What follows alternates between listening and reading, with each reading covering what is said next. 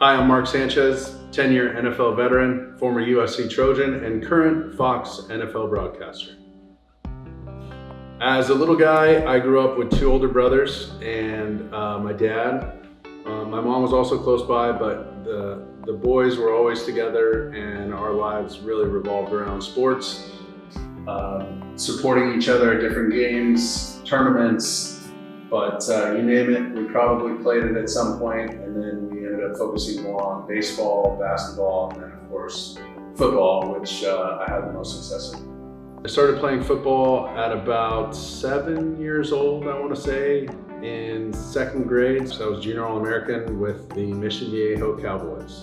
I went in as a highly touted recruit to USC and didn't get a chance to play for a few years because Matt Leinart was still there my redshirt freshman year, and then John David Booty was a starter for the next 2 years. And in that second year, my third year at the school, was when I finally got a chance to play a little bit. And John David went down with an injury, and I got to start 3 games in a row. So I vividly remember playing Arizona, the Wildcats, at home against us in the Coliseum. It was great just to get one under your belt and then get a chance to play a little bit more after that. I felt a little more comfortable and a little less nervous. It's an incredible feeling to get drafted into the NFL, and at the position I was playing, there's obviously a lot of scrutiny and a lot of praise for quarterbacks. I also experienced all that with my family, and we got to kind of go through all those emotions together. And my phone started ringing. It was a 973 area code, which I knew was New Jersey, and I kept telling my dad, I said, 973, that's New Jersey, 973, that's New Jersey. So pick up the phone.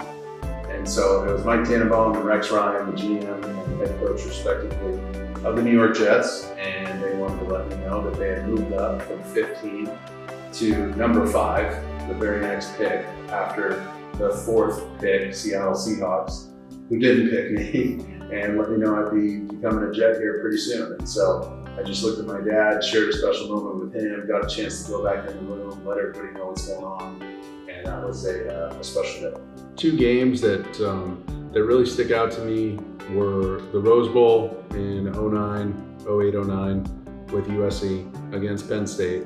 That was just one of those games. It was a culmination of an entire season's hard work. We got that month off before the Rose Bowl to really dial in on exactly what we thought Penn State was going to do to us defensively and how we needed to attack them. And then the next one was probably at the time, the San Diego Chargers going on the road, buying another 100-something tickets. There's this picture of me after the game holding the game ball, and I'm pointing up at the stands, and I'm pointing right at his box, and he's at the edge of the box all fired up. And that one, at certain points, I thought we might lose. I can't lie.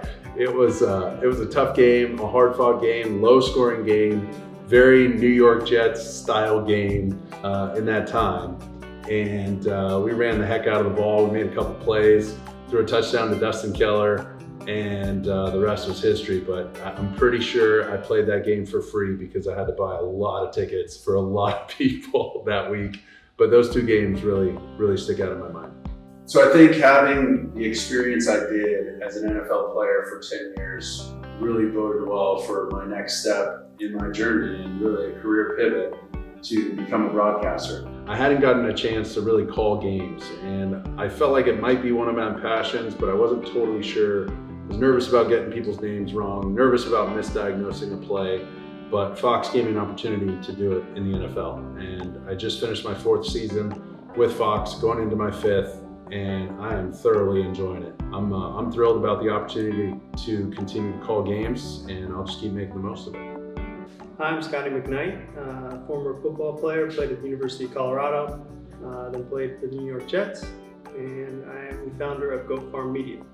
Playing at Colorado was probably one of the greatest experiences of my life. Unbelievable college town. They love the football team. It's a great place to go to school, great place to live.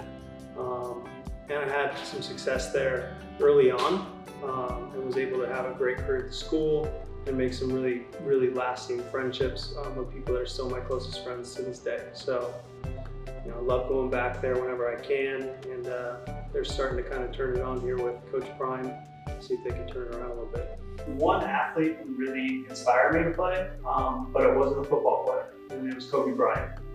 He's someone who Mark and I, and all my buddies, we grew up watching him, Lakers fans, emulating him, and really carried that mindset into any sport that I did in terms of how to attack competition. My favorite memory of playing wide receiver was probably my senior year at Colorado in our first game. We played our in-state rival, Colorado State, so we played at Invesco where the Denver Broncos play. It's a huge rivalry game. And I was 3 catches away from breaking the all-time receptions record at the school. So I broke that in like the second quarter, and I remember Mark was actually there. My parents were there, my family was there. So that was a big accomplishment, and we all went out that night, had a great dinner. Yeah, just a great day. Go Farm Media is a company I started in 2018, and essentially, I wanted to help athletes, empower them to tell their stories unfiltered, kind of straight from the source, and allow them to monetize their content.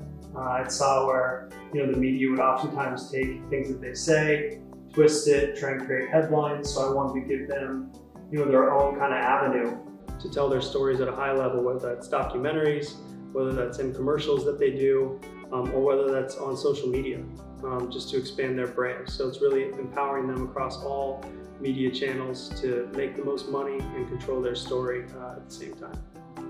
I think all the greatest things in life are typically hard to get. Like you have to work at it.